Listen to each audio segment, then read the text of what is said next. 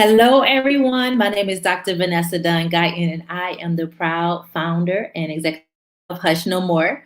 Hush No More supports survivors when they're ready to come forward to share their story, to get information, or just to have somebody to listen. We also provide free training in our communities to different churches, youth groups, and organizations all around the country. And so tonight we have another episode of Hush No More Champions. And I am so excited because we're talking about one of my favorite topics, which is child sexual abuse, because it happens so much in our families. And I personally am ready to start seeing healthier families and healthier individuals that are not struggling being molested as a child. So I'm going to bring our guests today.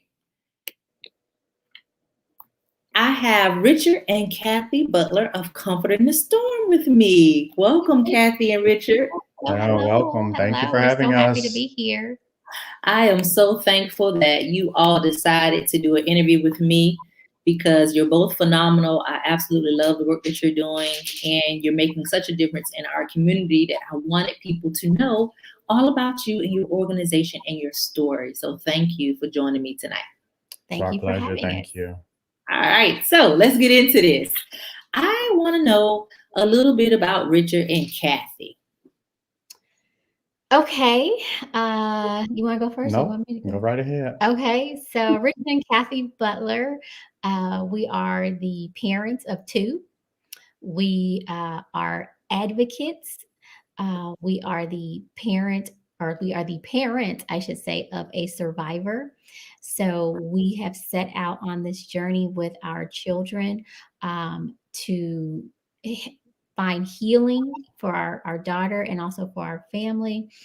But we are also credentialed advocates, which means that we are doing a lot of child sexual abuse prevention and awareness trainings. And that can be done for large and small organizations, your school systems, local municipalities, your HOA, your Children's Athletic Association, youth serving organizations, churches, whomever needs training, we are there to provide it. But we also do keynote speaking as well. So if you have an organization and you want to speak to parents who have journeyed with their child through disclosure and healing, we're there to provide that service for you as well. So I love that because a lot of times we don't know what to do. We're talking about what happens when you find out that your child has been molested. What do you do? What's that process? And a lot of us don't have that experience, nor do we really want that experience, right? Right. But it's best to know that information before it happens, and then we could do more prevention. It, So it really is because we came from a place where we did not know prior to. There was no training that we attended, so a lot of the steps and procedures we weren't ready for, and we did not know the best way to handle certain things. And had we known beforehand, we would have had a plan in place, and been able to meet certain requirements and requests. And then just the accusations, we would have been able to handle that a little bit better. Where initially the police assumed we are the suspects, even if we made the call and invited them in and had our daughter disclose in front of them. They still have to go through that investigatory process that really puts you on the defensive, and throws you back a bit when you're trying to help your child. love it. I love it. And we're playing offense and we're playing defense, right? In this whole game of taking care of our children. And I never thought about it that way until you said that, Richard. How does it work when we're having to defend ourselves, or how we're trying to be proactive, how we're trying to make moves? And so let's talk about that tonight. Do you mind sharing your story of what were your experiences like with your daughter? Well, I think we have to go back to prior to disclosure.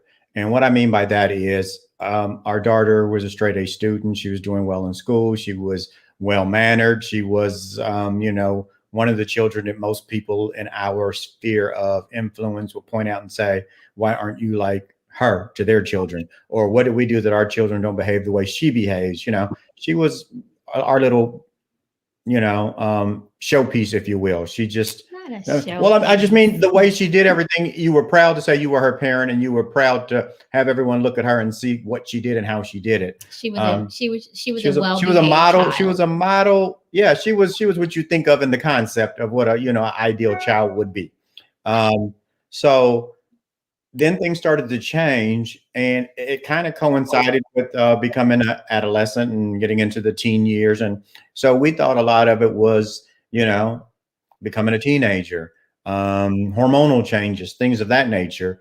And so we kind of wrote it off as something other than what it was. And that's why I said you got to start there, because had we saw or recognized the red flags, maybe we would have done things different and been able to assist her sooner and got her to a place where she might have been more comfortable disclosing sooner. We just don't know that part, but we do know we ignored a lot of flags, and therefore we didn't ask the right questions and assist her in the way that we should have a lot sooner. And I wouldn't say we necessarily ignored flags. I don't think we recognized them. But yeah. And that's probably, as parents, one of our greatest regrets. And I'm sure parents who have, journeyed with their children through, this type of trauma would probably agree that you don't necessarily feel like you ignored it because you didn't know what to look for. And so that's really where we start in terms of, our training and our advocacy with families who are now starting this journey, is really helping them to understand that you don't know what you don't know. And that's why it's so important for you to invest in, a lot of this prevention knowledge that we're offering to you, because we can tell you there was a lot that we didn't know. And so when you start from the very beginning, we saw changes in behavior, but we attributed it to something else, which, very normal. You're transitioning from, those preteen to teen years. Obviously, you're expecting some changes in behavior and, maybe some hormone changes. And so when you start to see those things, typically, because you don't know that it could be something else, you just attributed it to hormones. Mhm. And so, as we continue to see those changes in behavior, and we started to see the grades decline, and we started to see maybe some of the compliance in terms of just doing what you're told, as opposed to Mhm. all of a sudden, now you're not as compliant as we would like you to be in some areas. Now we're going, okay, what's going on? Because we're missing something here. This is not normal behavior. And as we were having those conversations with her and then amongst ourselves, we realized there's something going on, but we don't know what it is. And so it wasn't until we were having that conversation in the kitchen one night, just, typical Monday, Tuesday night. And she overheard the conversation. And I think it was just the pressure of, keeping this information to herself, but also seeing, some of the disappointment that we were expressing because the grades were dropping and it was not a normal pattern of behavior, but yet we weren't getting any real explanation for it. And so she finally did disclose to us that night. And, you know, for her, it was kind of a weight being lifted because she had carried it, on her own for so long. So, we were just now starting the journey. But for her, this was now, an opportunity to maybe exhale a little bit, because now I don't have to carry it by myself. It's no longer the secret. I no longer have to feel like, I'm walking on eggshells and I've got something that's going on, but I can't tell them what it is. And so, to Richard's point, we did call the police right away and they did come out, but we didn't know that in these particular situations, oftentimes it is a family member or a close family friend. And in a lot of cases, families may know that they've got a predator in their family and they're not doing anything about it, or they haven't actually exposed it. And so, sometimes law enforcement comes in with this attitude of, well, you must have known, or were you participating, or did you allow it to happen? And we were just kind of like, whoa, I can't even believe you're asking us this.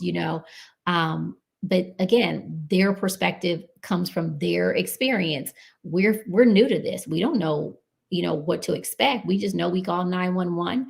They came and we are expecting them to, protect and serve. Right. They're wanting to have private conversations with our daughter, and part of that conversation is your dad the one who did this to you? Or is he one of the people that have, been abusing you? And never did that cross my mind in calling the authorities to come assist that I would be their first suspect, you know? So it's really hard trying to wrap your head around all of that simultaneously. Your child just disclosed, you're trying to worry about them and their, you know, welfare and their well-being. And then you're trying to figure out what to do about who she disclosed about, who the predator is, or the perpetrator. And then you're dealing with the law enforcement, and they're coming at you in a different way than you anticipated. And you're trying not to explode, but at the same time, you're trying to be strong and there for your child. Because again, you're just finding this out. So to you're looking at this poor, vulnerable, my child needs me. And oh my goodness, you know, I haven't been there, but I'm there now, to someone who's been self-managing this, if you will, or just trying to stay afloat. In our daughter's case, it was 4 years, you know, that she kept it to herself while she was still going through it. So, you know, there's a lot going on, particularly in the first few days and weeks. And, you know, within the next 2 days, now you're dealing with social services. And so that's the same thing. They're approaching you almost in a very accusatory manner. And again, you're still taken aback because in your mind, you did the right thing. You contacted the authorities, you told them who it was, how to find the person, you know, you gave them all of the information that they needed, and yet you're being treated, you know, as the suspect. And so now you're navigating that terrain. And so what we often talk about is because you don't know, you need somebody to kind of help walk you through it. Like we're not telling you that we're law enforcement experts. We're not experts with social services, but we are two parents that have taken this journey, and we can share with you what our experience looked like. We can tell you what worked well, what didn't work well. We can tell you what we asked for and what we got versus what we asked for and we didn't receive, so that we can make it a little bit easier for you. Because what we would have wanted, you know, in our particular time of need was somebody to come in and tell us what to do. But that did not exist. And so that is ultimately how we got to Comfort in the Storm, because we wanted to make sure that we chronicled our experience so that people could, you know, take note of all of the information that we were sharing and apply it to their situation as needed. So that's, you know, kind of our story in a nutshell. We have been on this journey since April 1st of 2008. And along the way, we have learned a lot. And like I said, we got credentialed. So we are now, you know, credentialed advocates that can actually provide you with the child sex abuse awareness training that we wish we had way back when. I think that parents are listening to you and say, well, should I call the police then? Because I don't want to be accused by the police. I don't want social services to come in. If you had to do it all again, would you call the police? Yes. And the reason I say that is, yes, there were some uncomfortable moments and there were some things that you would have liked to have had go a different way. But the end result is we have to put our emotions and ourself aside and do what's in the best interest of our child. And for our daughter, it was having that person, you know, held accountable, having him go through a trial and having her testify. She was strong enough to testify, you know, and go through that process and have him incarcerated. She needed that. And the only way we were going to get that for her was to go through this process, you know, without considering, well, the officers are accusing me or hurting my feelings, or they're looking at me, you know, just because I'm a Black man, or whatever the case is, whatever's going through your mind as to why you think these things are happening. They're really secondary in nature to what was in her best interest. And that's what we had to keep our focus on from start to finish. It was about her. Yeah. Mhm. And she It's always about the child. Right. Correct. About us. It's not about us wanting to keep it a secret. Not about, we don't want to embarrass the family, the shame. It's always about them. Yes. Not about us. That's where the focus has to be. And he actually did, he took a plea. So, you know, he didn't actually get judged by a jury of his peers. But she did testify in the preliminary hearing. She was very strong. And that's another aspect because, again, we didn't know what to expect. And so the question becomes, when the district attorney comes to you and says, well, we'd like to offer a plea and we'd like, your consent. Now they can do what they want. They don't have to listen to you. But do you say, no, we want to take it to trial and see if we can get a conviction, versus do you say, okay, we'll go with the plea agreement knowing that they're going to get a lesser sentence? And so again, these are all questions that, you can be faced with, but you don't know what you don't know. Yeah, and some of them want your daughter to testify, and others don't. You have to make that decision. You have to, or your son. I'm sorry, and you have to make that decision as a family. And I encourage, if the children are old enough, get their input. Make sure that they're not just being forced to do everything. You're forcing them to counseling. You're forcing them to testify. Again, we're not trying to re-traumatize the child. At this point, it becomes, trying to help them get to a place of surviving and thriving, not continuing in a perpetual cycle of traumatic event after traumatic event. So you have to really include them in this process, because it's their journey of healing.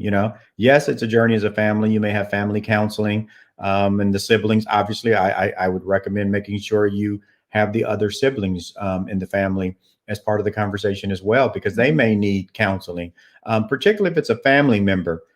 Because while you may have been abused by this person, that other person may see that as a loving family member or close family friend that they have fond memories with over the last 5, 10, 15 years. And now there's a loss. You just severed all ties. And you really have to start thinking about their emotional, and psychological well-being as well. So yeah, a lot goes into it that we don't think about, but it would be great to have someone walk you through some of these things.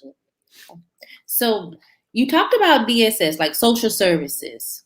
How did you navigate social services? Okay.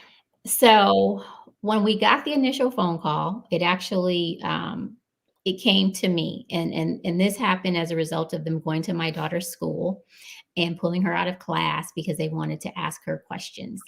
And she was in a panic because she was just like, this is embarrassing. The police showed up yesterday. Now, this person from Child Protective Services is showing up today. Mom, why do they keep coming? Make it stop.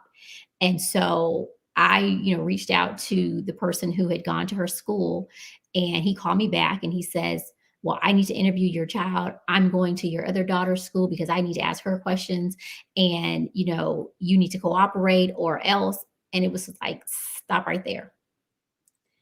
I need you to understand one thing. We called the police. So you're coming at us as though we are the problem, but I don't think that you fully read the report. And so as I walked him through all of this, he actually stopped and said, you know what? I'm sorry. I didn't realize that you all had reported it. I didn't realize that you all had been so cooperative up until this point. Understand that a lot of times I get these cases and it's normally, the uncle or somebody that is living in the home or is allowed to visit the home frequently. Maybe the parents know that there's something going on. Maybe they don't, but they're, exposing the child regularly. And so I approach it, from that perspective all the time. And I said, okay, well, you need to stop doing that, because, we are not those parents. We called, we want this investigated. We want this person to be charged. We want this person to, be punished. And so from there, we had a very different conversation. So we were then given the opportunity to, let them know when they would come to interview our children. We were able to say, please do not go to our children's school and disrupt them there, because it's very embarrassing for them. And they don't want to have to answer questions to their peers and to the staff about why the police and Child Protective Services is showing up at their school. If you want to meet with them, you tell us, where and when. We'll make them available, or we'll tell you where and when we can, bring them so that you have access to them, because we're not trying to deny you access. And so from there, we were able to just develop that rapport. And so he did come to our home at the designated time and he interviewed our children. And when he was walking out the door, he was like, you know what? I'm so sorry. I approached you the wrong way. I understand why you're upset now. And clearly your children, are victims, and it's not because of anything that you did wrong. And he basically said, I'm writing up my report, today. It'll indicate that you all, had nothing to do with it. You had no knowledge of it. And your child was just a victim of a family member's, predatory behavior. Right, at And another so location. that's where our journey with Child Protective Services ended. And so he, filed his report, he notified the detective in the case.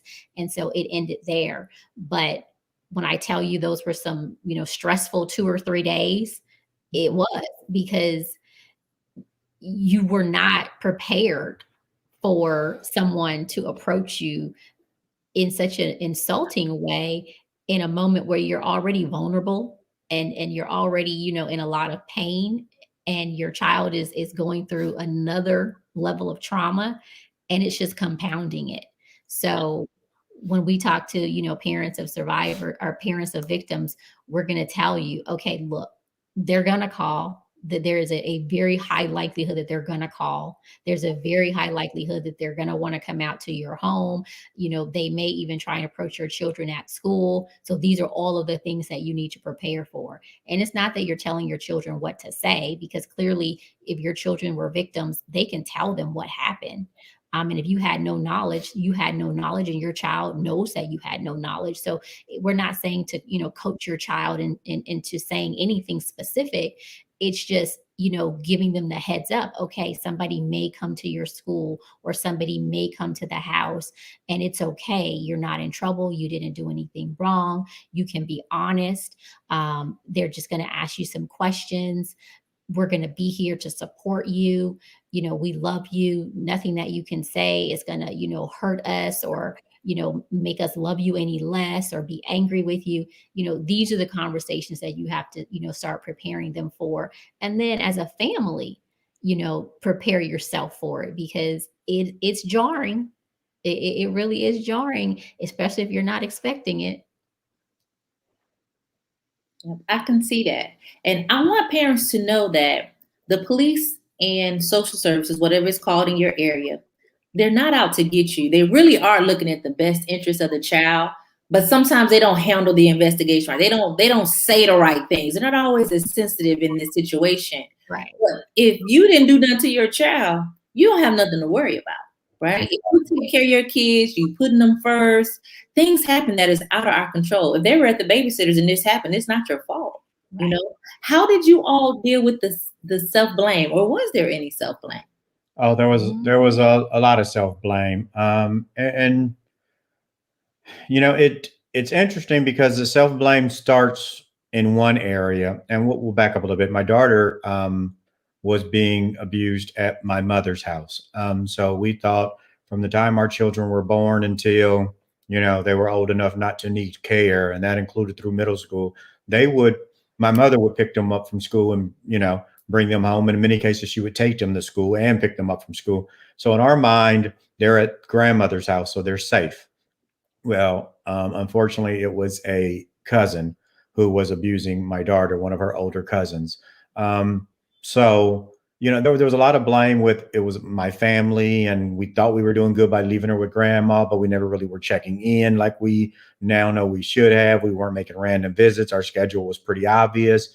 We didn't know that she would leave the kids at home when she went to the grocery store, and it was not just blaming hers. Why would you leave the kids when with other kids while going to the grocery store? Well, technically he was 17, 18, 19. So he's old enough. And so were some of the other boys. There were a couple of them, my nephews that were all about the same age. They're old enough to technically watch the other. So this is perfect in your mind is I have the older ones watching the younger ones, but the older ones when that is the abuser, So we had a lot of issues with self-blame and trying not to blame the other one for their actions or their thoughts or, a lot of that. Me being prior military, I felt that, I'm a soldier. I'm supposed to be able to detect these things. I'm supposed to make sure my family's protected at all times. And so I had a lot of struggled with that. And I'm also a licensed minister. So I had a lot of issues with, well, God, how did you let this happen? And is my relationship with you wrong, or did I do something wrong to allow this to come into my house and happen to my daughter? And so it was. I was blaming God, blaming myself, blaming my family. A lot of blame to go around. Yeah. So the best way to do it is, even when I struggled to pray, I prayed. I didn't stay silent. I talked to others because, and my wife and I, we talked to each other regularly.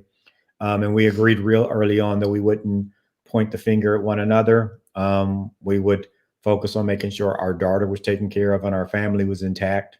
And we would do what we needed to do as a unit to move forward. And I think as a mom, you kind of go through these scenarios in your head, like, well, did I work too much, or is it because I was a working mom? If I was a stay-at-home mom, would this have been different? So you doubt pretty much, every move that you've made, thinking, if I had only done this, or if I had only done that, when in fact we now know that if someone wants to abuse your child, as long as they've got access and opportunity, they're going to do it. So whether you're a stay-at-home mom or you're a working mom, that's not the issue. The issue is, who is allowed to have this direct access to my child so that they have access and opportunity to abuse them. But again, you don't know what you don't know. So you spend all of this time, feeling shameful about the fact that your child was abused, thinking, I did something wrong. I failed as a parent.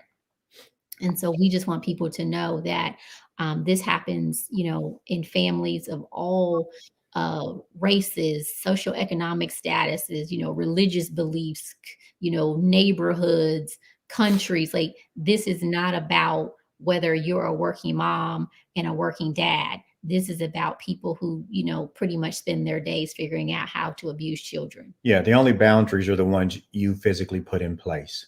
Like you said, you have to limit that access and that opportunity. And you have to truly vet everyone that you can give access to your child, and continue to vet them. See, I would think my mom has my children, so everything is okay. Yeah. I trust my mom. I don't think my mom would ever let anybody harm children. But it wasn't your mom, it's the other people that's around. Same thing with the babysitter.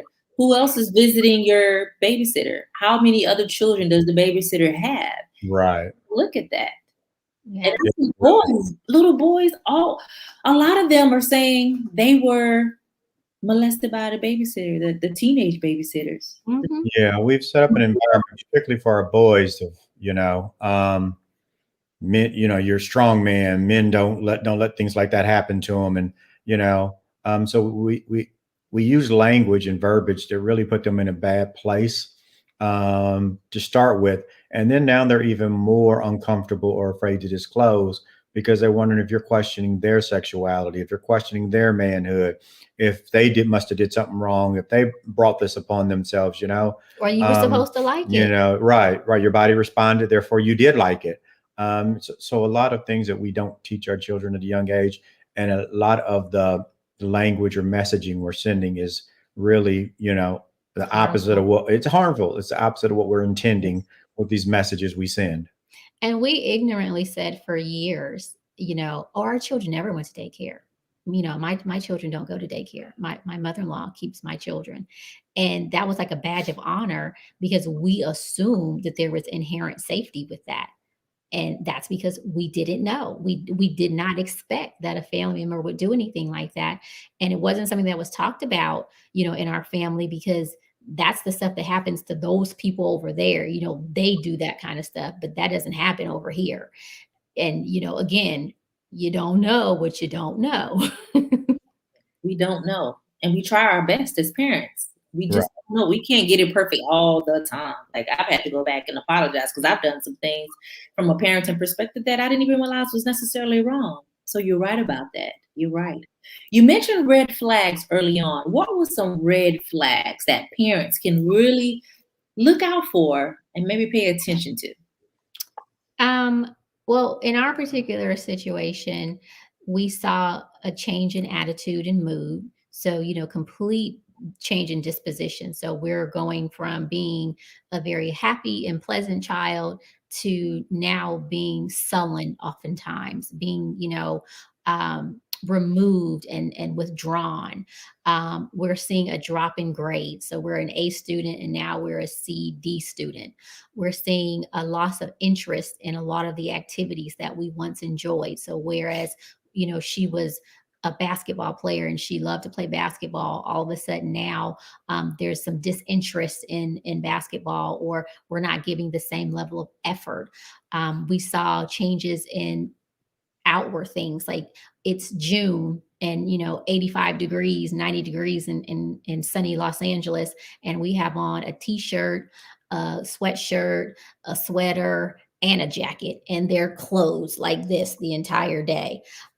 We're seeing just changes in maybe eating habits, and I mean, you kind of name it and we saw it, and we're attributing it all to just being a hormonal preteen or teen. And those are the type of things that every parent should be looking out for, as well as they used to like going to a certain place, but now they no longer want to go there. Yeah. There were certain people that they talked about often, or they were really looking up to, and now they don't have that same, excitement when that person's name comes up or when that person comes around. You have to be mindful of all those things as a parent, because those are loss of sleep, not wanting to sleep at night, or having nightmares, or wetting the bed in there as a teenager. And those days were long behind them.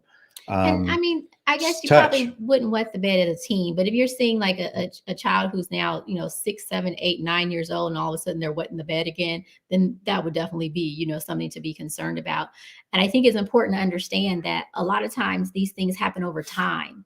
So it's not like, okay, today we have a mood change, we've got an outburst, we've got a fit of rage, we've got, I don't want to eat. I'm now wearing, all these layers of clothes. Like a lot of this was happening over time. And so we weren't necessarily seeing how it was all coming together until it was too late. Now we know, and we're like, oh, that's why this happened. And that's why that happened. You take a kid who has always been well-mannered, and all of a sudden they're slamming another kid to the ground. In the moment, you're like, well, that's not normal behavior from her. But then when you find out what she's been dealing with, knowing that this person touched her and unintentionally touched her in a way that made her uncomfortable, her response was to slam the kid to the ground.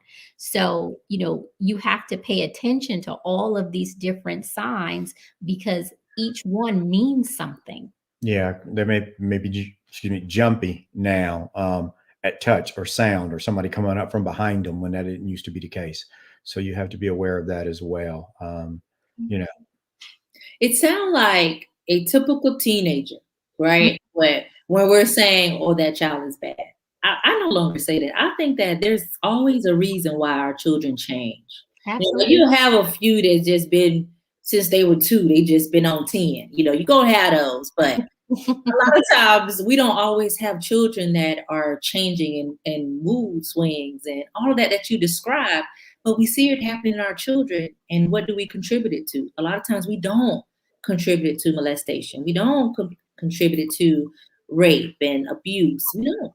We give it another label and we just call them, mischievous, or we call them, like you said, bad, or we call them fast tail or mannish or smart mouth. Like we give it everything other than what it is. And I think it's because, one, we don't know that these are all signs of potential abuse.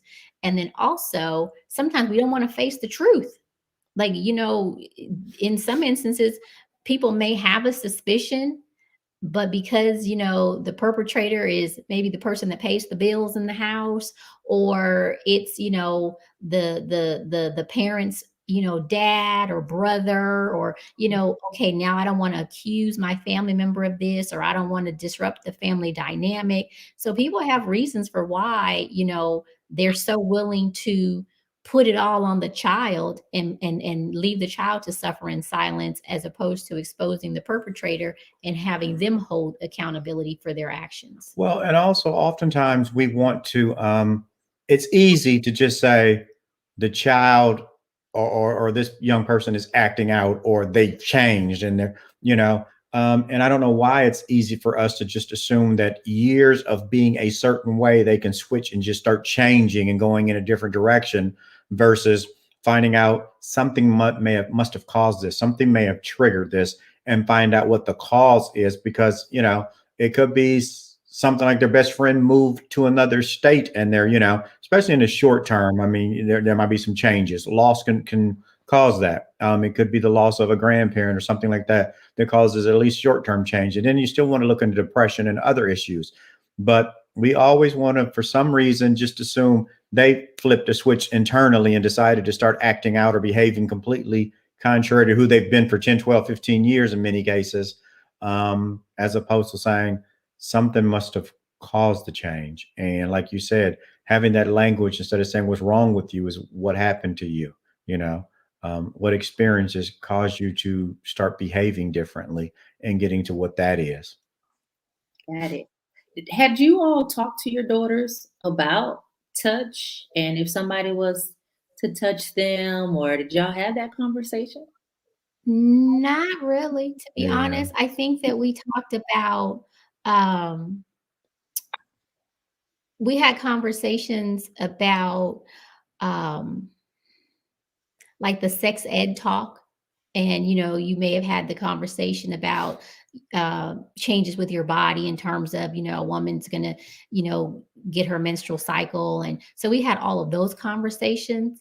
But if I'm being honest, I don't think we really ever had the talk about, appropriate versus inappropriate touch, because number one, it wasn't on our radar. It wasn't something that we really thought our children would ever be exposed to, because again, we're walking through life thinking they're inherently safe because they're going to grandma's every day. They're not So, allowed to like go off and spend the night at a bunch of people's houses. We could probably, I think there's each of our children only had one household that they were allowed to maybe spend the night at.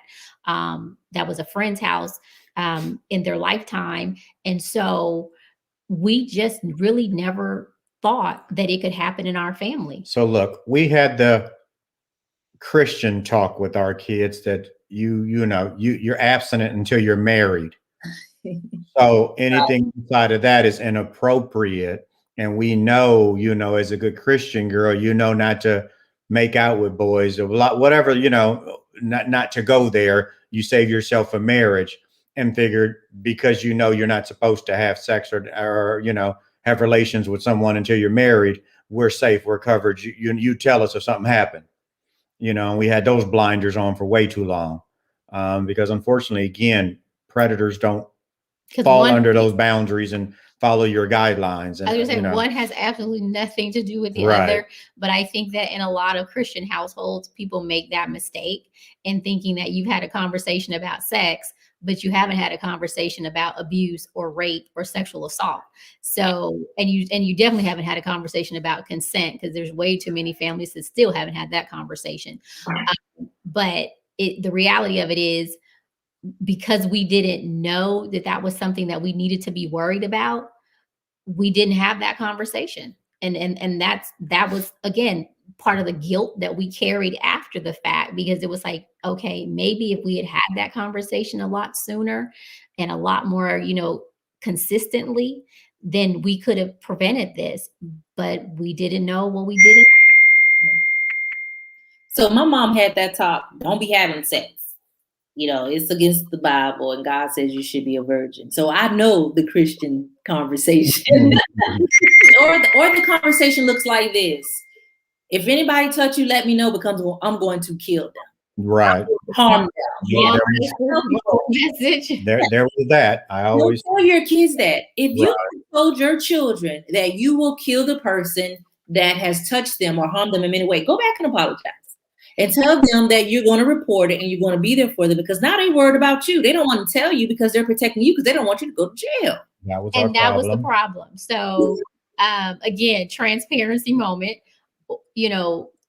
military man. So his whole thing was always, if somebody hurts my kids, that's the end of them.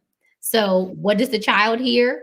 Okay, if I tell you that this person is abusing me, then that's the end of them. well, that means that not only does that person, die, but then that's going to hurt this person and that person. And now the family's going to be angry with me, and I'm going to be the reason why the family falls apart. And so, children take things very literally.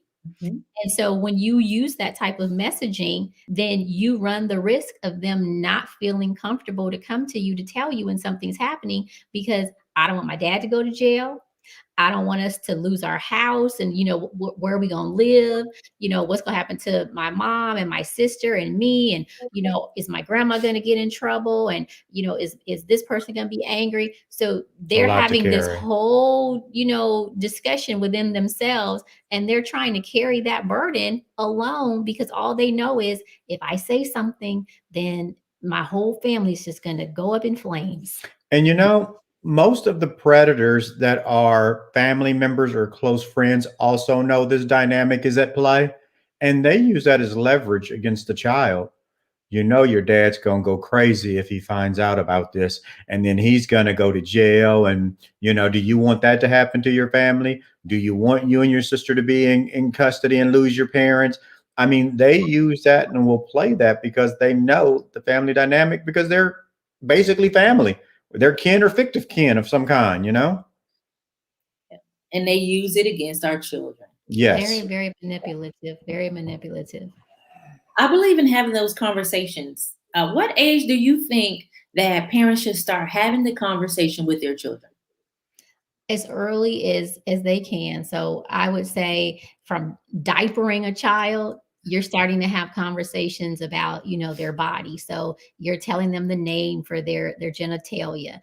As they're maybe 2 years old, you're talking about, okay, well, wherever your t-shirt and your underwear are, nobody should be touching you there. As they get a little bit older, it may be a conversation about wherever your bathing suit is, nobody should be touching you there. And what to do if they do touch you. Yeah. Not just don't let no one, but if someone does, you need to tell this me. is what you need to do. And also give them permission to advocate for themselves. So if someone's, touching you in a way that you don't like, or it's uncomfortable, it's wrong, you have permission to say, stop, don't do that.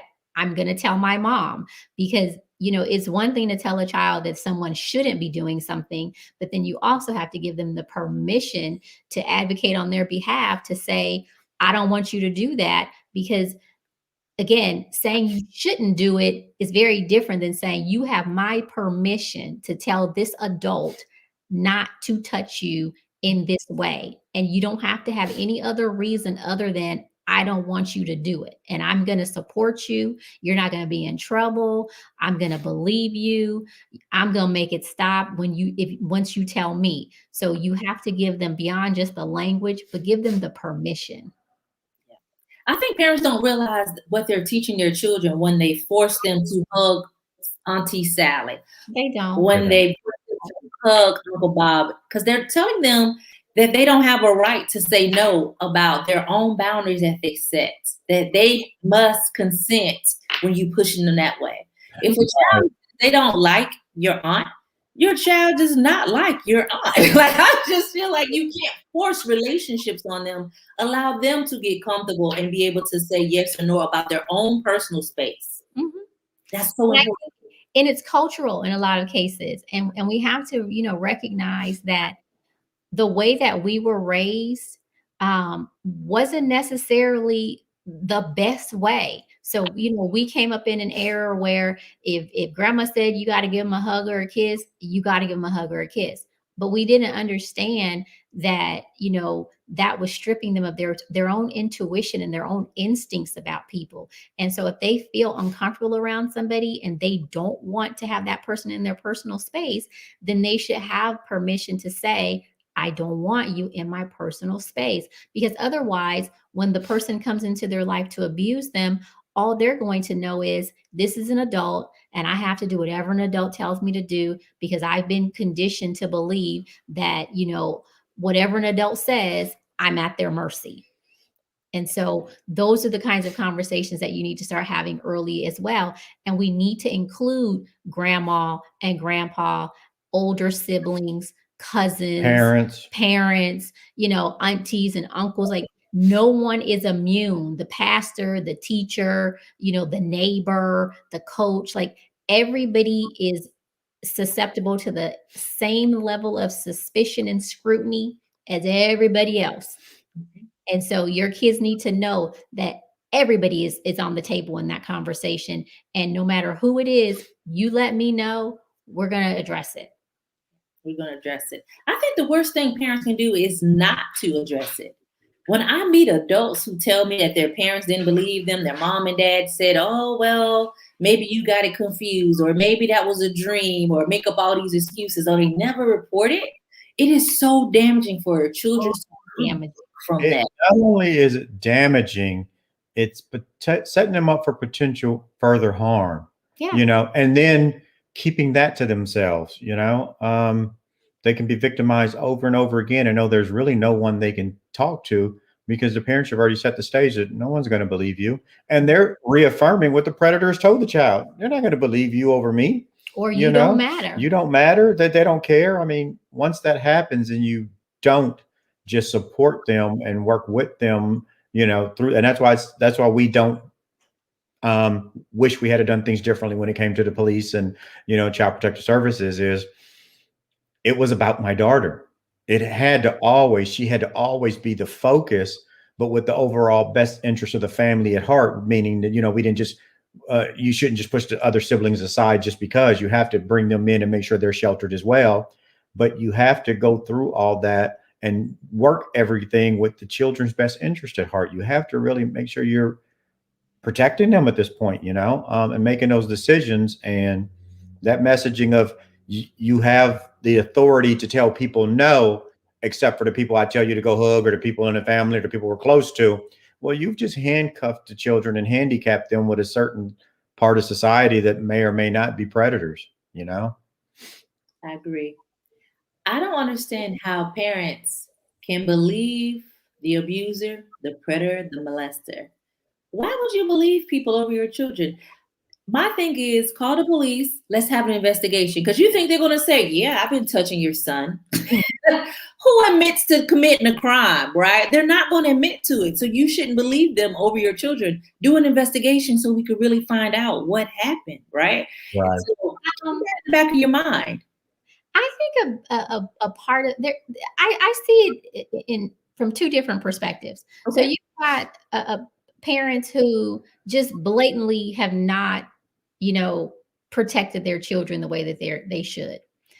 But also on the other side of that, I think you also have those parents who were victims themselves. And because they were victims themselves, oftentimes they have this, what I call misguided belief that, well, I turned out okay, so you're going to be okay. There's no need for us to destroy the family and, blow everything to smithereens. We'll just handle it in-house and you're going to be all right. And, maybe we're going to pray about it. Maybe we're not. We're just not going to talk about it. Like, I think that there has been so much trauma that has taken place in our families down through the years. And we have so many people who have experienced this type of abuse that they don't even see it as the huge, huge, huge deal and the immense amount of trauma that it really is, because they don't even see it. They don't even see how it really impacted their life, because they were forced to have to just, get over it. And so they don't understand that so much of what has, affected them in their life can be traced back to that. So we have to get to a point of educating people to understand that if you were abused as a child, you're living with something that has impacted your life greatly, and you need to get to the root of that as well, so that you can then parent your children in a way that creates safety for them. I love it. I love it. And people don't always realize that their trauma affects their lives and their decisions. Mm-mm. And especially if you're not getting help, if you're not healing, you project that trauma at times on your children. Yeah. And we call them fast tail and mannish and all of that. Well, and now we're starting to realize that the trauma you experienced, not only does it affect your decisions on how you work with your children, it affects your morbidity rate. It affects your psychological, your emotional well-being and health. a lot of the diseases, the risk factors are a lot higher for people who have, had childhood trauma or childhood adverse experiences themselves. And we're just starting to understand that it does manifest in every aspect of your life. And the longer it goes untreated, um, the more it can just snowball and continue to affect your life and become what they call generational curses, because you haven't changed that pattern of Being. of not understanding or of getting help, and getting the resources necessary to show that resiliency. You lack all that, and it just happens over and over and over again. And like you said, we don't really understand the impact it's having on everything we do in life. We don't. Yeah. So Tanika said, first she said that you're awesome parents, a couple advocates, and great teachers. I agree. Yeah. And she says, why does the family members want to keep the sexual abuse done by a family member secret? Why to protect the family member that did the sexual abuse? Wow, this was my question. I got my answers. So thank you, because in this conversation, you were able to really address some of the questions that she had. And I think that that's important. That's why we do this. Yeah. So I'm sorry. I was going to say, oftentimes it's the stigma of other people knowing you feel like they may look at you as a failure, or Or your your status, family. your family, or your status in society may change if they realize that this happened to your child, or this is going on under your roof. You're a policeman. How in the world did that happen in your household? Or you're a pastor, or you're a rabbi. What is that all about? You're a councilman. How in the world, so you want to keep it. You're so worried about that image that you forget that child has to be first and foremost in your thoughts and in your actions, their well-being. forget that. Well, we are coming close to the end of the segment. So I wanted to know, was there some things that you wanted to share that we did not address, and some last words that you think is very important for our audience here? Um, I guess I would say that if your family is experiencing the effects of childhood sexual abuse, the most important thing that you can do for your child is get them into counseling. We do not tell people that you have to contact the police, albeit that was our decision and we would do it again.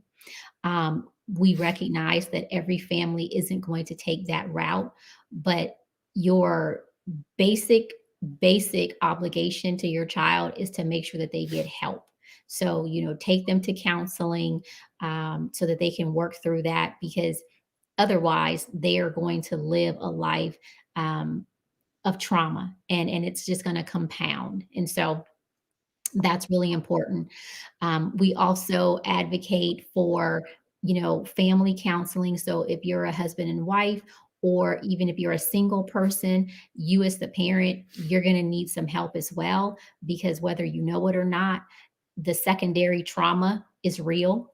And you're going to have to, kind of learn a new way of being. You need to be able to process that anger, that rage, that guilt, that shame, in a way that's healthy, and you're able to be there for your child. And I think that's about it. I want to add two quick things. One, men, don't keep it in. Find a support for yourself, that you can, get you some counseling. Find a men's support group to help you out, because oftentimes they keep it bottled up and it explodes. And oftentimes it's at the time when they need to keep their composure most. And then I would say, if there's someone out there who hasn't disclosed and you've been dealing with this for yourself all this time, one, get counseling, as my wife said, and two, hush no more. Um, It's your find story. You find a can safe tell it. space. You did not do anything wrong. You did not cause that. You didn't bring it upon yourself. Um, you know, start on that journey of healing and recovery, and get some support to help you along that way. Yeah. I totally agree. Perfectly said. Perfectly said. I truly appreciate both of you and the work that you're doing. Sometimes we don't understand the journey that we're on in that moment when it sucks. It's not easy at all. But then when we turn our lives around, start healing, we start figuring it out, we really are able to bless other people through the journey that we've been on. And I truly feel like that is what both of you are doing. You have put in the work and you're making a difference in our community. How can people reach out to Richard and Kathy Butler, Comfort in the Storm? If you want to contact us to speak or to train, you can reach out to us at comfortinthestorm.com and comfortinthestorm.org. Either way, you can get to us there. Email info@comfortinthestorm.com and info@comfortinthestorm.org. We're also on social media, so we do daily prevention and awareness tips, and that's also Comfort in the Storm. So Instagram, TikTok, LinkedIn, and Facebook. And this month, we're actually doing a Child Abuse Prevention Month speaker series. So every Tuesday and Thursday, we have new dynamic speakers that will talk to you about a different area of focus as it relates to prevention, awareness, and support. Yep. If you go to our site, you'll see the past speakers we've had already this month. We're about mid-month now, so we have a few more dynamic speakers, Including Dr. Guyton. So make sure you go and listen to that. Thank you. But yes, those are the best ways to reach out to us. All right. You are both phenomenal, and I truly appreciate you. Likewise. Thank you. You're welcome. You have heard from Richard and Kathy Butler of Comfort in the Storm. They are an amazing couple who have been through the storm, right? Weathered the storm, still married, didn't let this get to them. You know, they survived it. If you're going through this, you can survive it too. I think that is so important. Reach out to them. If you are a male struggling with this, finding out that your child was molested, reach out to Richard and get that male perspective. Same thing. If you are the mother, reach out to Kathy, because sometimes we need somebody to talk to that understands this journey that we're on, because it is not easy. So reach out to them and get that information. This month, on April 24th, we are having a child sexual abuse forum. I would absolutely love if you were to attend. We are going to talk about the cyber effect of child sexual abuse, how to protect our children from online predators, how to protect them on their cell phones. If your children have a cell phone, if they have a computer, iPad, any type of device that gives them access to the World Wide Web, they know a lot more than you know. And I want to help you get smarter than your children, because they think they're getting over on us and we want to protect them, right? I want to be the one that's going to give you this information. We're going to have some great guest speakers, so join us on April 24th. You can find out more information on our website at www.hushnomore.com. I want you to come next Tuesday. We're going to have Dr. Lori Pitts, and we're going to talk about healing from the inside out. Sometimes we have this big smile on our face like we're doing good, but in the inside, we're living in our mess. And so how can we get through that and actually heal and get to the next level? She's going to help us with that. Another word of encouragement is we are here for you. If you would like counseling, we are available for counseling. We have art therapy every Thursday night at 7 p.m. Eastern Standard Time. Join us. You don't have to be an artist. I can't draw, but I love just working on something to just get outside of our normal daily. Right? And it's just a different way to heal and to work out what's going on. You have a right to tell it. You can share it. You have a right to heal and get to the next level. I encourage you on someone that is going through this journey.